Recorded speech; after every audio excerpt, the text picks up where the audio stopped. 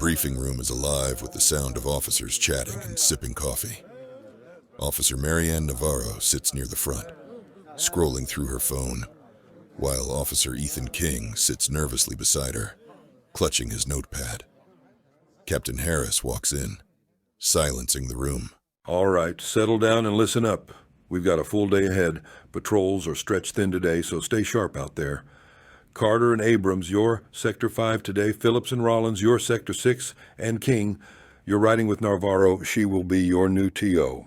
Navarro, you and the boot are on Sector 7 patrol. Okay, everyone, traffic stops, domestics, and missing persons reports are up, so let's handle these with care. And remember, guys, safety above all else.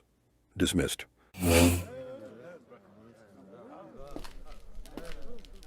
I'm Officer Marianne Navarro. 12 years on the force. Sector 7 is my beat. Same streets, same chaos.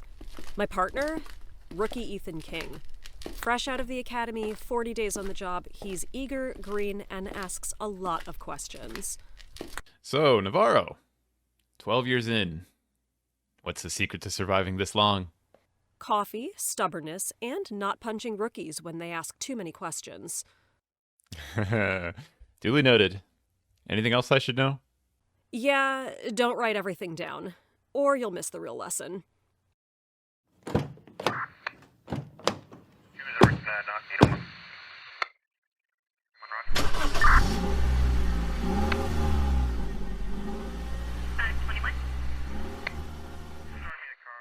Navarro and King cruise through the streets in their patrol car. The city is waking up. People rush to work, kids board buses, and shopkeepers unlock doors. So, Officer Navarro, how long have you been doing this? 12 years. Long enough to know that every shift has a surprise waiting. How about you? How's day 40 treating you? Still figuring out the radio codes, and honestly, hoping I don't screw up. Relax. You'll screw up eventually. Just don't make it a big one. A car speeds past them, running a red light. And there's our first customer. Light him up.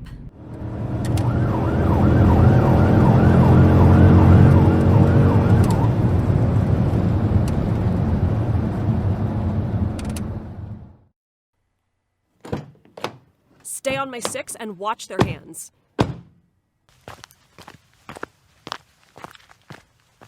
Morning, sir. Any reason you ran that red light back there?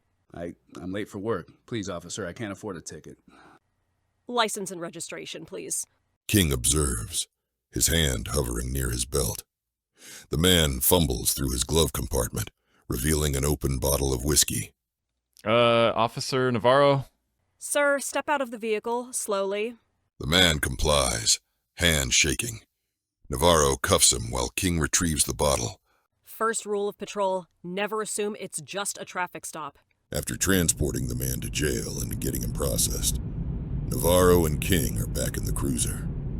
The morning sun glints off the windshield as they sip their coffee. The calm moment, interrupted by a crackle on the radio. Unit 7-3, we've got a report of a homeless individual loitering outside Jefferson Park Library. Caller states the individual appears agitated and may be harassing patrons. No known weapons. Code 2 response. 7-3 responding, 1017.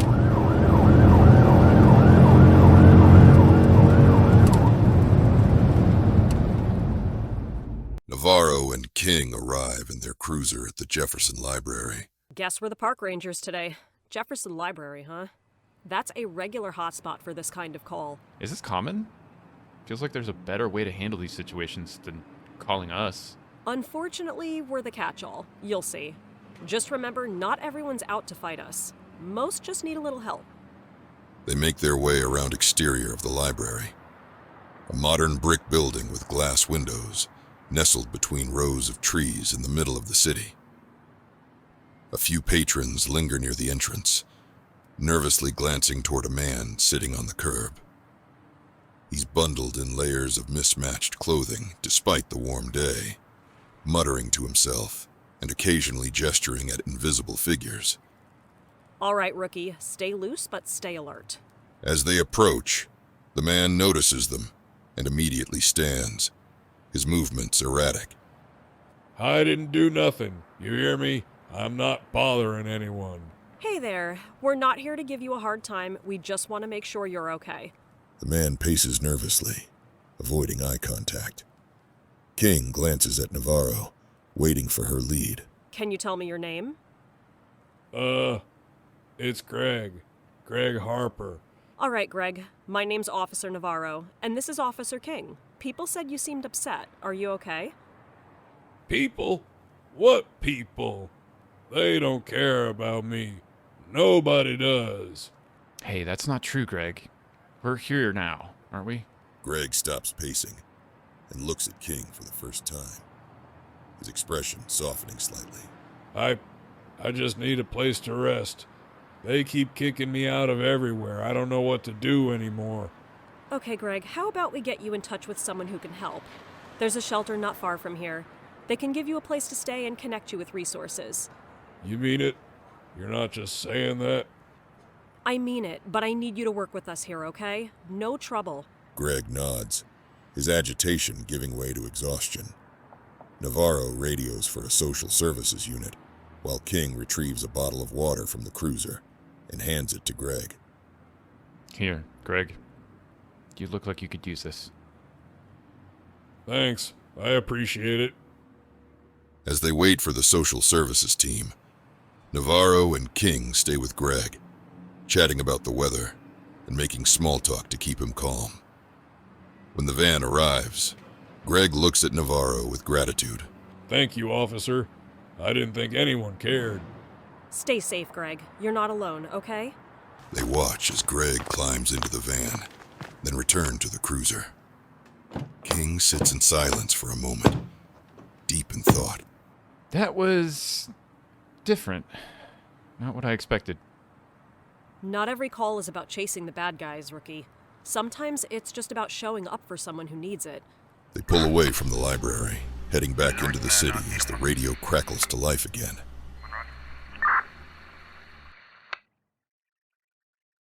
Unit 7-3, disturbance report at the Old Pine Motel. Caller reports loud noises, possible fight in room 8. Occupants may be intoxicated. All units, report of a noise complaint near 7th and Pine. Unit 7-3 responding 1017. The cruiser rolls up to the Old Pine Motel, a run-down building on the outskirts of town. The lot is nearly empty, except for a few beat-up cars.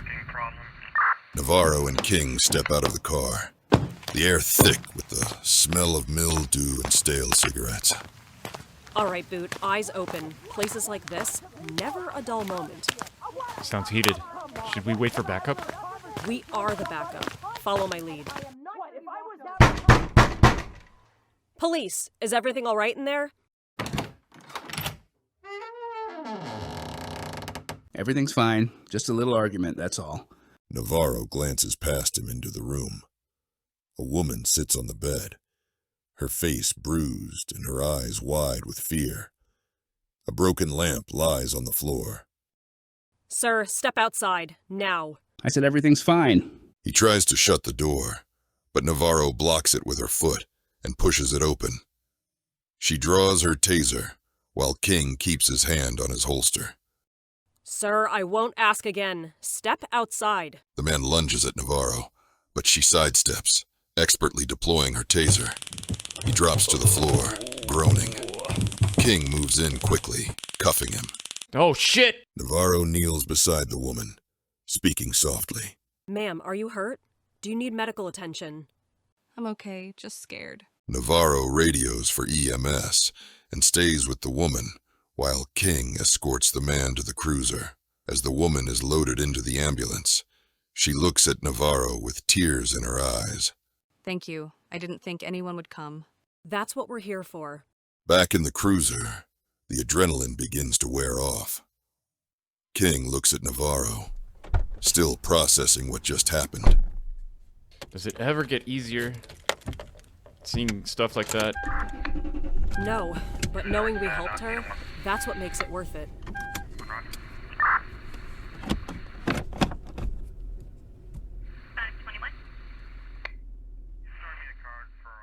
Navarro and King park their cruiser in front of Mike's diner, a modest, old-school spot that's been a staple for local cops for decades. The neon sign hums faintly, and the aroma of grilled burgers wafts through the air as they step inside. Several booths are occupied by a mix of officers, truck drivers, and locals. They take their spot near the window. You're in for a treat, rookie. Mike's has the best burgers in town. Greasy, heart-stopping perfection. Yeah, looks like every cop in the city agrees. Yeah, it's practically in the Academy Handbook. Chapter 3, Surviving Your Shift, Find a Good Diner. A waitress, Marianne, approaches with a warm smile and a notepad. Navarro. And who's this? A new partner? Rookie here is Officer King. First month on the job. Be nice, Marianne. He's still learning the ropes. Hi, ma'am. Just water for now. Relax, kid. You're off duty for the next 30 minutes. Coffee's fresh, too. 2 coffees, a cheeseburger for me, and the rookie'll have... Same. Cheeseburger. Coming right up. As Marianne walks away, King leans back in the booth, glancing at the patches on Navarro's uniform. You've been with the department for a while, huh? Yeah, 12 years. Started out in patrol, worked my way up. Thought about going for detective, but I like the streets. You see everything out here. What made you want to become a cop? Long story. Let's just say I grew up in a neighborhood where cops were either heroes or the enemy. I wanted to be the kind that showed up for people. My dad was in the military, so discipline was a big deal at home. Figured that was the best way to put that to use. That's cool. My dad was a firefighter. I always thought I'd follow in his footsteps. But something about this job just clicked. I like the idea of being there when things go sideways. You'll get plenty of that, trust me. This city doesn't take a day off. Marianne returns with their food, placing 2 plates of burgers and fries on the table. Navarro takes a bite and leans back with a satisfied sigh. See? Told you. Best in town. All right. You're not wrong. This is amazing. Stick with me, rookie. I'll show you all the good spots. Just don't let it get to your head. They eat in companionable silence for a moment before Navarro speaks again. You ever hear about the Red Street riot? Only bits and pieces. 5 years ago, started as a small protest, turned into chaos. I was there. We were outnumbered, pinned down. Took us hours to regain control. It's the kind of thing that sticks with you, makes you realize how quickly things can spiral. Sounds intense. It was. But you learn to push through, and you learn to rely on your partner. That's why this lunch, it's more important than just a break. It's where we build that trust. I get that. And thanks, Navarro, for, not treating me like an idiot. Give it time, rookie. You'll earn it eventually. They laugh as the radio crackles to life, cutting the moment short. Any available units in the area? We have a report of a missing child last seen at Riverside Park near the playground. 7-year-old female, blonde hair, wearing a pink jacket and blue jeans. Mother on scene, highly distressed. Code 2 response. Well, shit. So much for dessert. Unit 7-3 responding. They leave cash on the table and head back to the cruiser. Navarro flips on the lights, but keeps the siren off as they navigate through traffic. King checks his notepad, jotting down the description of the child. 7 years old. Riverside Park's big. Could be anywhere. Kids don't just vanish. Either she wandered off or someone took her. Let's hope for the first. They pull into the park's lot, where a small group of people has gathered near the playground. A woman, mid-30s, is sobbing uncontrollably while clutching a stuffed bunny. Navarro and King step out, their expressions calm but focused. Ma'am, I'm Officer Navarro. This is Officer King. Can you tell us what happened? Her name is Emily. We were at the playground. I was sitting on the bench and she was right there. I looked down at my phone for a minute. When I looked up, she was gone. Okay, take a deep breath. How long ago was this? Maybe 10 minutes. I've been calling her name, but she's not answering. Does Emily know her way around here? Could she have gone to the bathrooms or the parking lot? She knows not to leave the playground. I don't understand. All right, we're going to find her. King, notify dispatch for additional units and K-9 support. I'll start a sweep with Mom. Dispatch, Unit 7-3 requesting backup and a K-9 for a missing child at Riverside Park. Child last seen 10 minutes ago, blonde hair, pink jacket, blue jeans. Copy. Unit 7-3, units en route. K-9, ETA 5 minutes. Navarro walks with the mother around the perimeter of the playground, asking questions while keeping her eyes sharp for any signs of the girl. Does Emily have a favorite spot here, somewhere she likes to play? She loves the swings, but I already checked and she's not there. Meanwhile, King starts canvassing the area, questioning parents and kids nearby. Did you see a little girl in a pink jacket, 7 years old, blonde hair? I think I saw her running toward the walking trail about 5 minutes ago. I didn't think much of it. Navarro, I got a lead. She might have headed to the walking trail. Stay here with the other officers when they arrive. We're checking the trail. Navarro and King move quickly toward the wooded walking trail, their pace brisk but controlled. They call out Emily's name as they go. Emily, this is the police. If you can hear us, call out. After a few tense moments, they hear faint crying coming from a thicket just off the trail. Navarro signals King to stay back and approaches cautiously. Emily, it's okay, sweetheart.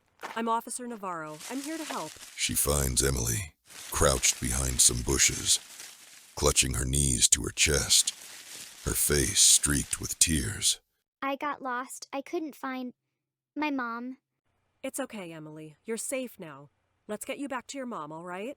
Navarro picks up Emily and carries her back to the playground, where her mother rushes forward, breaking down in tears as she embraces her daughter.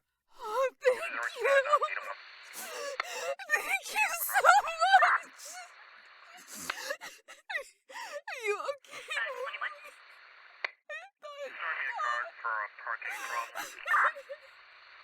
That's a good ending for once. Yeah, not all calls get to end like this.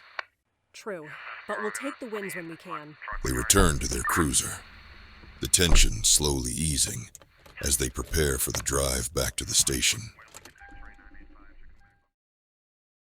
The precinct is quieter now, the bustle of the day winding down. Navarro and King meet in the parking lot under the glow of the streetlights. Their uniforms have been swapped for casual clothes, and the exhaustion of the day shows on their faces.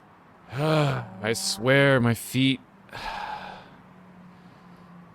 feel like they've been running a marathon all day. Get used to it, rookie. This is the job. Besides, you handled yourself pretty well today. Thanks. I mean it. You've got, 12 years on the job? I feel like I'm barely treading water sometimes. 40 days in and you're already surviving the deep end. Trust me, you're doing fine. Just remember, this job will test you every single day. You've got to find your balance. They both stand there for a moment, the hum of the nearby freeway filling the silence. A faint breeze carries the distant sound of a siren, a reminder that the city never truly sleeps. You ever think about how much can happen in just one shift? I mean, this morning, I thought the biggest thing would be that traffic stop. And instead, we got a missing kid. That's the thing about this job, you never know what's coming. Days like this, they make you question why you signed up. But they also remind you why you stay. Yeah? Why do you stay? Because it matters. The people we help today, the ones we'll help tomorrow, it matters to them. That's enough for me. King looks up at the stars just beginning to dot the night sky. You ever think about what's next? Like 10 years from now? Where you'll be? Still here, probably. Maybe I'll make sergeant by then. What about you? Honestly, just hoping I make it to 10 years. Maybe learn a few things from you along the way. You will. And when you do, you'll look back at days like this and realize they were worth it. They both fall silent for a moment, the weight of the day lingering between them. Finally, Navarro pushes off her car and slaps King on the shoulder. Get some rest, Rookie. Tomorrow's another day, and who knows what that'll bring. With my luck, probably something even crazier. Let's hope not, but if it does, we'll handle it. We always do. They exchange a nod, and Navarro climbs into her car. King watches as she drives off, her taillights disappearing into the night. For a moment, he sits there, thinking about the day's events, the lessons learned, and the road ahead. Then he climbs into his car and drives off, ready for whatever comes next. Thank you for joining us on this unforgettable journey through the streets with Navarro and King. We hope you enjoyed the twists, the action, and the heart of their story. There's always more around the corner in this city, and you won't want to miss what's next. Follow us on Instagram and Blue Sky at Broken Table Productions for story previews and other exclusive content. Don't forget to like this video, subscribe to our channel, and turn on notifications to stay tuned for more thrilling stories. Your support helps us bring these stories to life, and we couldn't do it without you. This production was proudly brought to you by Broken Table Productions, dedicated to the brave men and women of the police force who serve and protect every day. Your dedication and sacrifices inspire stories like this one.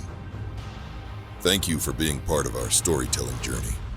We'll see you in the next one.